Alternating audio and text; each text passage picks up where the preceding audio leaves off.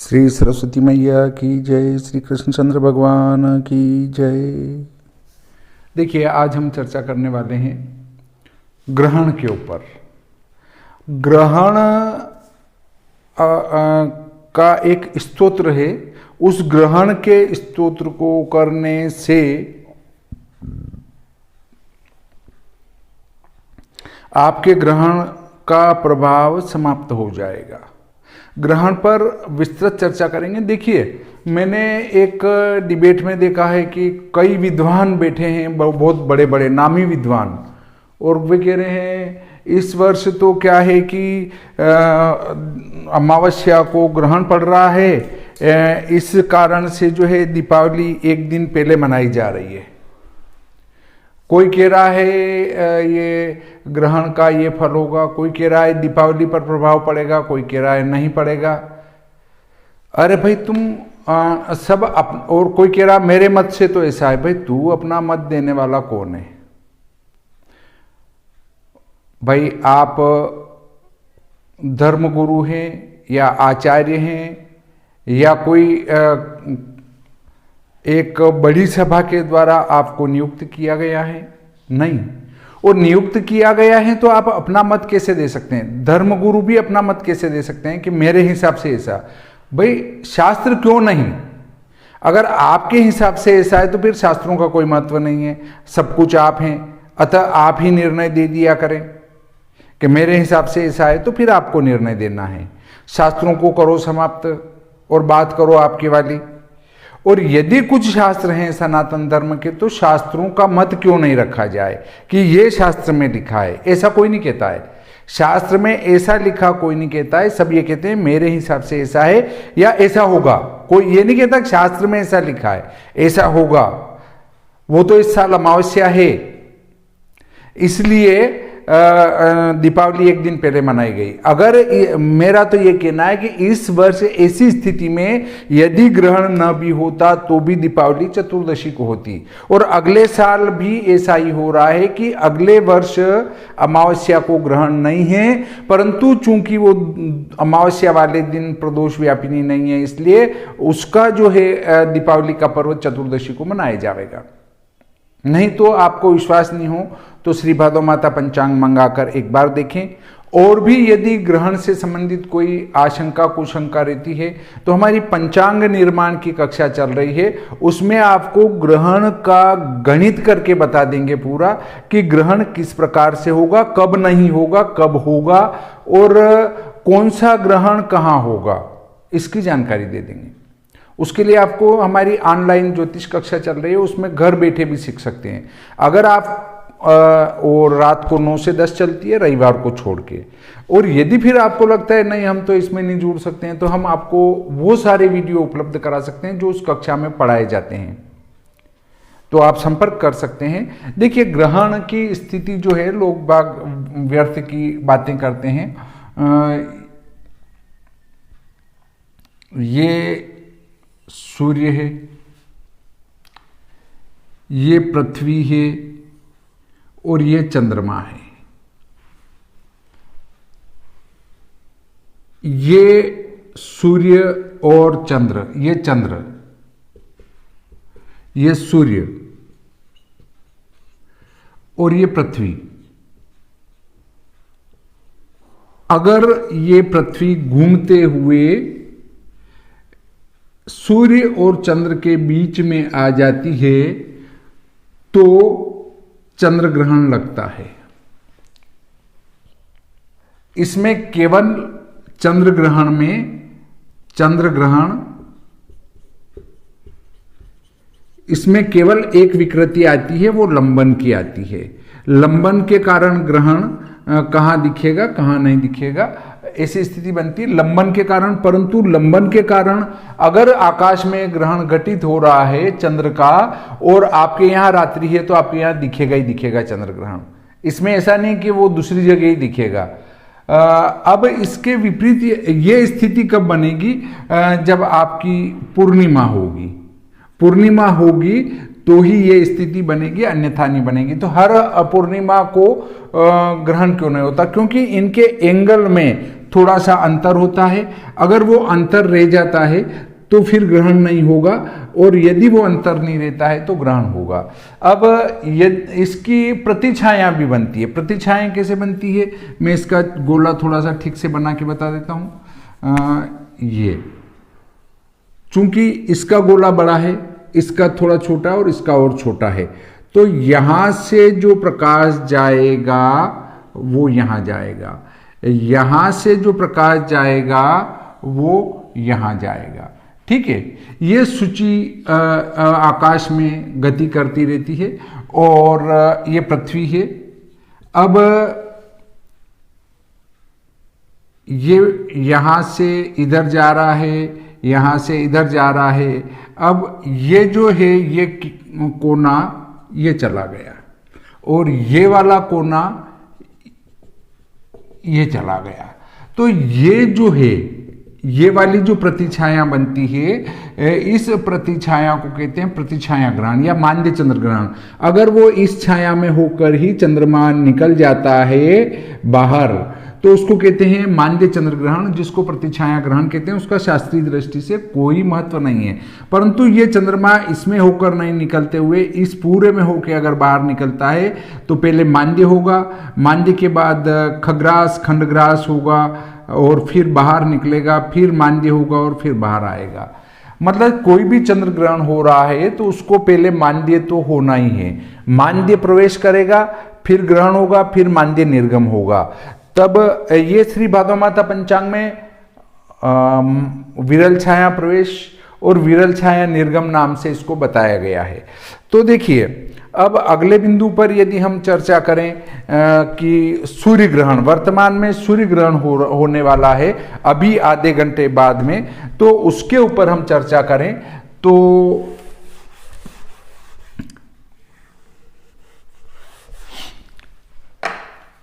पृथ्वी ये है और चंद्रमा ये है। अब देखिए, ये बड़ा है, ये बड़ी है, ये छोटा है। तो जब सूर्य और पृथ्वी के बीच में चंद्रमा आ जाता है तब सूर्य ग्रहण होता है, क्योंकि इससे जो निकलने वाला प्रकाश है वो चंद्रमा रोक लेता है, सूर्य से निकलने वाला, और ये सूर्य दिखना बंद हो जाता है और चंद्रमा आड़े आ जाता है बादल की तरह, और इसको नहीं दिखता है। तो यहां पर हो जाता है चंद्र ग्रहण, परंतु इसमें दो विकृतियां उत्पन्न होती है। एक तो लंबन जनित और एक होती है आपकी नति जनित। ये दो प्रकार की विकृतियां इसमें उत्पन्न हो जाती है। अब दो प्रकार की विकृतियां इसमें उत्पन्न हो गई तो ये सूर्य ग्रहण प्रत्येक स्थान पर दिखना आवश्यक नहीं है। मान लो यहां भी दिन है और हमारे पड़ोसी देशों में भी दिन है, हो सकता है वो ग्रहण अपने यहां दिख जाए भारत में और पड़ोसी देशों में ना भी दिखे। ऐसा अभी हो रहा है कि आपके आसाम और उधर पूर्वी भारत में जो है, सुदूर पूर्वी भारत, स्नेक नेक जो कहते हैं, उससे उधर उधर, मतलब नेपाल की सीमा पूर्व में पार होने के बाद में आपका बिहार वगैरह निकलने के बाद में उधर ये सूर्य ग्रहण दृश्य नहीं होगा। तो चूंकि ये होता है नति दोष के कारण, लंबन याम्योत्तर और नति पूर्वापर अंतर होता है, तो इन दो अंतर के कारण प्रत्येक स्थान पर ग्रहण नहीं भी दिखे। और अब क्या है कि चंद्रमा की गति बहुत तेज है, चंद्रमा की गति बहुत तेज है, तो ये पृथ्वी और हमारे सूर्य आमने सामने हैं, और वो बीच में आया और अंदर घुस गया उसके बीच में, तो ये ग्रहण कर दिया। तो जब वो पश्चिम से आया, पश्चिम से आकर इसमें अंदर आके घुसेगा, तो वो सूर्य ग्रहण हमेशा ही पश्चिम से होगा। अब पृथ्वी और सूर्य आमने सामने हैं ऐसे, और चंद्रमा पीछे से दौड़ के आया और उस पृथ्वी के नीचे, ये पृथ्वी है और इसके नीचे से वो अंदर उसकी पृथ्वी की छाया में घुसा। तो इस चंद्र ग्रहण का स्पर्श हमेशा ही पूर्व से होगा। अब स्पर्श सूर्य ग्रहण में यहां से लगाकर यहां तक कहीं भी हो सकता है, चाहे वो यहां स्पर्श होके निकल जाए या स्पर्श होके ऐसे निकल जाए। ये स्पर्श का स्थान होगा सूर्य ग्रहण में, और चंद्र ग्रहण में स्पर्श का स्थान यहां से लगाकर यहां तक होगा। इस एरिया में कहीं भी चंद्र ग्रहण का स्पर्श हो सकता है। तो चंद्र ग्रहण का स्पर्श हमेशा पूर्व से होता है, सूर्य ग्रहण का स्पर्श हमेशा पश्चिम से होता है। हो सकता है उसमें थोड़ी सी दिशा का भेद आ जाए, परंतु इस प्रकार से होता है। अब बात आती है कि इनका सूतक। देखिए, आज मैं पूरा इतना विस्तृत बता रहा हूं कि फिर आपको किसी से पूछना ही नहीं पड़ेगा।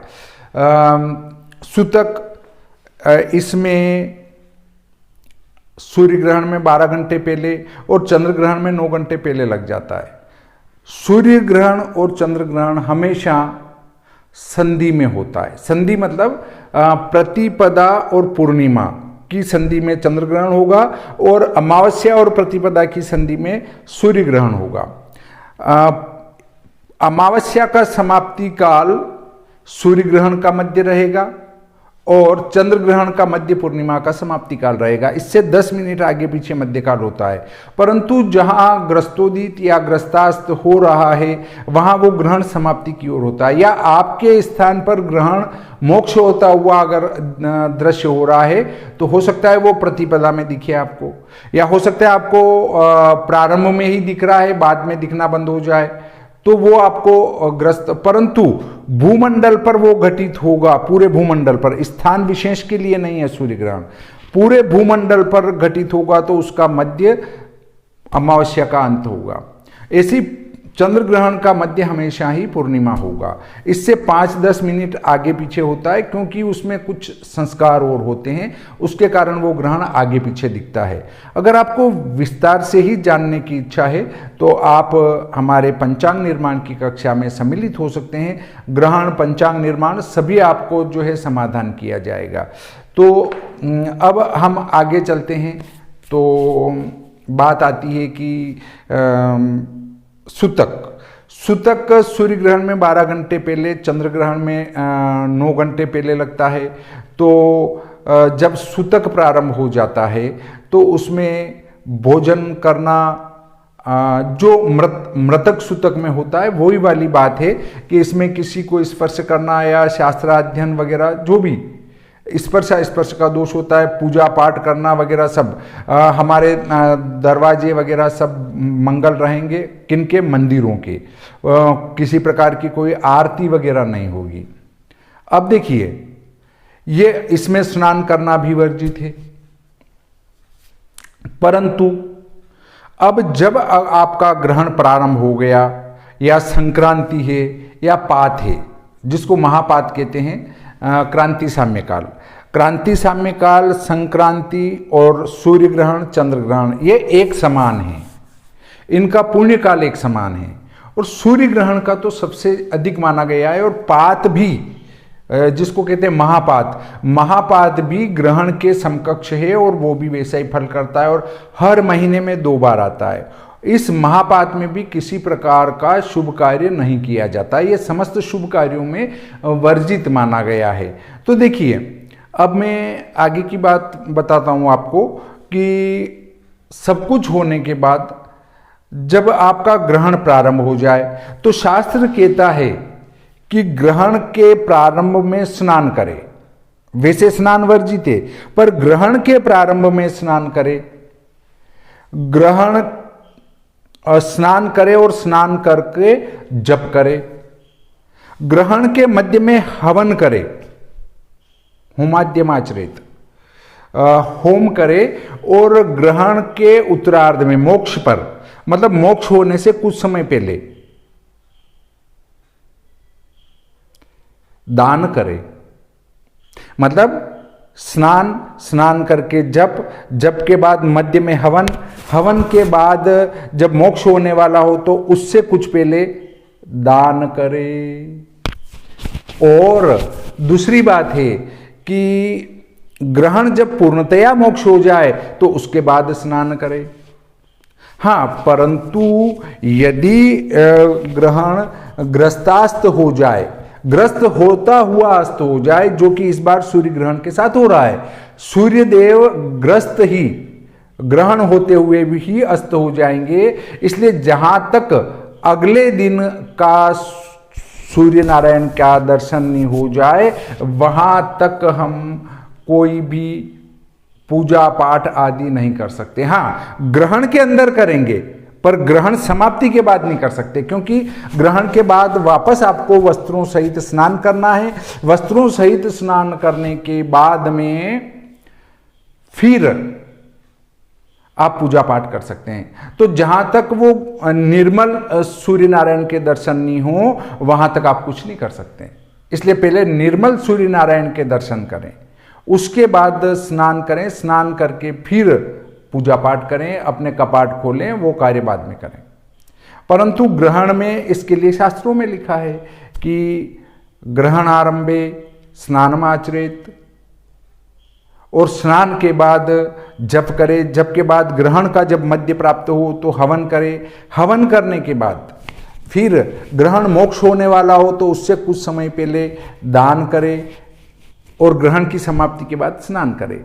ऐसा भी लिखा है कि ग्रहण, संक्रांति, विवाह उत्सव आदि यदि आपका होने वाला हो घर में वगैरह कहीं, तो उसमें रात्रि में भी स्नान का कोई दोष नहीं होता है, रात्रि में भी स्नान किया जा सकता है, ऐसा भी सिद्धांत प्राप्त होता है। परंतु यहाँ पर ग्रस्तास्त ग्रहण हो रहा है, इससे आपको जो भी करना है वो अगले दिन करना पड़ेगा, मतलब कल करना पड़ेगा सूर्योदय के बाद में। अब आते हैं ग्रहण में क्या न करें। ग्रहण में सूतक में तो काटना वगैरह सब कर सकते हैं, परंतु ग्रहण जब प्रारंभ हो जाए तो मोक्ष होने तक काटना, पीटना, सीना, अपशब्द बोलना, कोई भी दुष्कर कार्य न करें। गलत कार्य करेंगे तो ग्रहण में किया जाने वाला कार्य अक्षय फल देने वाला होता है, जो कभी क्षय ना हो। यदि आप गाली गलौज करेंगे, अपशब्द बोलेंगे, तो उसका भी क्षय नहीं होगा, वो अनंत गुना आपको फल देगा। अर्थात आपकी गाली आपके लिए अनंत गुना अशुभ सिद्ध हो जाएगी। अगर किसी शुभ कार्य का करने का अनंत गुना फल है तो गलत कार्य करने का भी अनंत गुना फल होगा। इसलिए अपने को ग्रहण काल में कभी भी गलत कार्य नहीं करना। काटना, पीटना, कपड़े धोना, सीना, नाखून काटना, बाल काटना, दाढ़ी बनाना, दातून करना, गाली गलौज करना, अपशब्द बोलना, ये सब छोड़ दे ग्रहण के अंदर। अब जब कपाट बंद है तो होम करना कैसे करेंगे, तो देखिए, और देवता आहुति कैसे ग्रहण करेंगे, ये तो शास्त्रों का मत है, हम भी इसमें कुछ नहीं कह सकते हैं, क्योंकि वो सूतक में सब कुछ रोका गया है, परंतु ग्रहण में इस हवन को अच्छा बताया गया है। तो शास्त्र कहते हैं, ये अपन नहीं कह सकते हैं। उनने क्या सोचकर लिखा है। और कुछ कहते हैं ये तो एक साधारण खगोली घटना है। साधारण खगोली घटना नहीं है। हमारे ऋषि मुनि इतने दिव्य दृष्टा थे कि उनने सूक्ष्म दृष्टि से देखकर इनसे उत्पन्न होने वाली हानिकारक किरणों को देखा, पढ़ा, और उसके बाद हमारे लाभार्थ उनने बताया कि देखो ग्रहण होता हो तो ये कार्य मत करना। बात खत्म है। क्यों गहराई में जाएं कि उनने कहाँ से खोजा। जब हमारे सनातन धर्म पर कोई बात होती है तो सब कहते हैं ऐसा कैसे हो सकता है, पर जब विदेशी उसी बात को सिद्ध कर देते हैं प्रैक्टिकल से तो फिर कहते हैं यार ऐसा भी होता है। जब हम कहते थे कि पुष्पक विमान में बैठकर भगवान राम आए थे, तब लोग उपहास उड़ाया करते थे कि कोई पुष्पक विमान आकाश में कोई उड़ सकता है क्या। वो उड़ कर जाते थे तब लोग कहते थे ऐसा कोई उड़ के जा सकते हैं क्या। और जब लोगों ने हवाई जहाज बना लिया, हेलीकॉप्टर बना लिया, तो अब कहने लगे नहीं यार उड़ सकते हैं। तो हम तो उस समय पुष्पक विमान बता आए थे जब आप कुछ जानते ही नहीं थे। देखिए, अब बात आती है कि ग्रहण में और सूतक में क्या करें। तो अब ग्रहण में यदि कोई कह रहे हैं गोबर से पेट लीप दो, गर्भिणी महिला का पेट पर गोबर लीप दो, कोई कहता है वहां गोबर लगा दो, कोई कहता है वहां तुलसी पत्र रख दो। ये सब फेंक पट्टी वाली बातें हैं। गर्भिणी के पेट पर न तो गोबर लगाना है न तुलसी लगाना है, कुशा का टुकड़ा रख देना है एक। और कुशा भी नहीं हो तो तिल पवित्र है। भगवान नारायण के पसीने से उत्पन्न होने के कारण तिलों को पवित्र कहा गया है। ऐसे भगवान के रोम से उत्पन्न होने के कारण कुशा को पवित्र कहा गया है। तो कुशा न हो तो तिल रख दें तो भी उसके दोष का शमन होगा, पर कहीं भी तुलसी पत्र रखने का विधान नहीं पाया जाता, इसलिए किसी के चक्कर में न पड़े। दूसरा बात, कहीं भी गोबर लिपने का प्रावधान शास्त्रों में नहीं पाया जाता है। मैंने 100 श्लोक पढ़े इसके ऊपर, जब गोबर वाली बात आई तो और तुलसी पत्र वाली बात आई तो मैंने 100 श्लोक पढ़े, पर उसमें कहीं कुछ नहीं मिला। तो आपको किसी चक्कर में नहीं पड़ना है। हाँ, अब जैसे आपकी ग्रहण जिस राशि पे हो रहा है, जिस नक्षत्र पे हो रहा है, उनके लिए घातक है, मृत्यु हो सकती है। परंतु अब आप कहेंगे सब मर जाएंगे क्या? बिल्कुल नहीं मरेंगे। हमारे शास्त्रों में अष्टधा मृत्यु बताई गई है, 8 प्रकार की मृत्यु। तो प्रत्यक्ष मरना आवश्यक नहीं है। लज्जित होना, शर्मिंदा होना, अपमानित होना, क्लेश होना, इस प्रकार की 8 मृत्युएं, 8 प्रकार की मृत्यु है। तो उनमें से कोई भी कष्ट आ सकता है। उसकी निवृत्ति के लिए मैं आपको एक स्तोत्र सुनाऊंगा, आप उस स्तोत्र का पाठ करें, निश्चित ही आपको अशुभ ग्रहण का फल प्राप्त नहीं होगा, अशुभ फल प्राप्त नहीं होगा। अब देखिए, जैसे ही अगला ग्रहण आएगा तो इस पीछे के ग्रहण के सारे दोष समाप्त हो जाएंगे और अगले ग्रहण के ऊपर चर्चा की जाएगी। इसका फल सभी प्रकार का, अच्छा और बुरा, सब फल नष्ट हो जाएगा। पर वो 15 दिन तक आपको इंतजार करना है। अब देखिए, एक बात और आती है कि ग्रहण जो आपका दान पुण्य करना है, तो इसमें क्या कहा गया है कि ग्रहण काल में समस्त जल, सभी प्रकार का पानी, वो किसके समान है? गंगा जल के समान पवित्र है। और सभी ब्राह्मण नारायण के समान है। और सभी प्रकार का दान, चाहे आप 1 रुपये का दान करें, वो सभी प्रकार का दान भूमि दान के तुल्य है। ये 3 प्रकार से जो है आपको अक्षय फल के देने वाले हैं। अगर आप चाहें तो ग्रहण मोक्ष हो उससे पहले आप ब्राह्मण को दान करें। ब्राह्मण को दान नहीं करना चाहते हैं तो आप गंगा स्नान करें या सादे जल से भी स्नान करें। सादे जल से भी स्नान करेंगे तो गंगा जल के समान आपको फल मिलेगा। और थोड़ा सा भी दान अगर आप करेंगे तो वो भी भूमि दान के समान होगा। परंतु अधिक फल की प्राप्ति के लिए ब्राह्मण को दान किया जाए तो उत्तम रहेगा। बाकी वर्तमान समय में ब्राह्मण के विरोधी ज़्यादा होते जा रहे हैं। लोगों का कहना है कि ब्राह्मण को दान क्यों दिया जाए, किसी गरीब को दान करो। तो आपको जिसको लगे उसको दान करो। गरीब को आप एक मकान बना के दे दो, ऐसा भी हो सकता है। तो देखिए, इस प्रकार मैंने ग्रहण पर बहुत विस्तार से आपको बताया। अब मैं आपको ग्रहण की शांति के लिए स्रोत बताता हूँ। वैसे तो इसकी शांति के लिए सर्वौषधि है दारू। दारू का अर्थ शराब नहीं, दारू हल्दी आती है, लोध है, ऐसी जड़ियों से मिलाकर स्नान करने से भी अशुभ ग्रहण के दोष का शमन होता है। देखिए, इसमें किसी की नौकरी भी जा सकती है। नौकरी कब जा सकती है?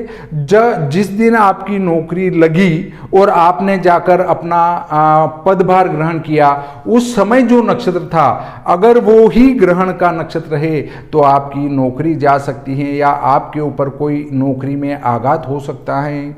यदि किसी व्यक्ति ने स्वाति नक्षत्र में अगर पदभार ग्रहण किया है, नौकरी प्रारंभ करी है, तो उनके लिए हल्का है। यदि किसी ने तुला राशि का चंद्रमा था और पदभार ग्रहण किया है तो उनके लिए भी नौकरी पर खतरा है। ऐसे व्यक्ति को मैं जो आगे स्त्रोत बता रहा हूँ वो अवश्य श्रवण कर लेना चाहिए। और दूसरी बात, यदि न कर सके तो विष्णु सहस्त्र नाम स्तोत्र का पाठ कर लेना चाहिए या जो औषधि स्नान है वो कर लेना चाहिए। सबसे बढ़िया ये पाठ है जो आपके लिए लाभदायक सिद्ध होगा। इस स्तोत्र का श्रवण करें। अगर किसी ने वाहन स्वाति नक्षत्र में खरीदा या तुला राशि के चंद्र में खरीदा तो उनके लिए वाहन हानि का योग बन सकता है। ऐसे ही अगर आपने कोई जो ग्रहण जिस नक्षत्र पर हो रहा है, जिस राशि पर हो रहा है, अगर उसमें आपने कोई कार्य किया तो उसके ऊपर खतरा आ सकता है।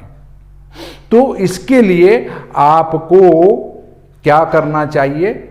आपको जो है इस स्तोत्र का श्रवण करना चाहिए, इस स्तोत्र का पाठ कर लेना चाहिए। तो लीजिए आप ये स्तोत्र बड़े प्रेम से श्रवण कीजिए। ग्रहण की पीड़ा नाशक स्तोत्र में आपको बता रहा हूँ, इसको आप अवश्य श्रवण करें। ग्रहण की समाप्ति के बाद भी जब आप इसको मेरे वीडियो को देखें तब भी इसको श्रवण करें तो भी आपको लाभ होगा। यो असो वज्रधरो देव आदित्यानां प्रयत्नतः सहस्रनयनः शक्रो ग्रहपीडां व्यपोहतु चतुश्रृंगः सप्तहस्तः त्रिपादो मे श्वानः अग्निश्च सूर्योपरागोत्थां ग्रहपीडां व्यपोहतु यः कर्मसाक्षी लोकानां धर्मो महिष्वानः यमः सूर्योपरागोत्थां ग्रहपीडां व्यपोहतु रक्षो गणाधिपः साक्षात् प्रलयानलसन्निभः खड्गचर्मातिकायश्च रक्षपीडां व्यपोहतु नागपाशधरो देवः सदा मकरवाणः वरुणोऽम्बुपतिः साक्षात् ग्रहपीडां व्यपोहतु प्राण रूपो हि लोकानां चारु कृष्ण मृग प्रियः वायुः सूर्योपरागोत्थ ग्रहपीडां व्यपोहतु यो असो निधिपतिर्देवः खड्गशूल गदाधरः सूर्योपराग कलुषं धनदोऽत्र व्यपोहतु यो असाविन्दुधरो देवः पिनाकी वृषवानः सूर्योपरागजां पीडां स नाशयतु शङ्करः त्रैलोक्ये यानि भूतानि स्थावराणि चराणि च ब्रह्मार्क विष्णु युक्तानि तानि पापम दहन्तु में। इस प्रकार ये जो 9 श्लोक हैं इनका श्रवण करने से ग्रहण जनित पीड़ा नष्ट हो जाती है। यदि पात के अंदर आपने गलती से कोई कार्य कर लिया महापात के अंदर तो भी इस का जप कर लेने से आपके शांति आ सकती है, पर गलती से किए गए कार्य के लिए। तो इस प्रकार मैंने आपको विस्तृत जानकारी दी। आज का प्रकरण यहीं समाप्त करते हैं। श्री सरस्वती मैया की जय, श्री कृष्णचंद्र भगवान की जय।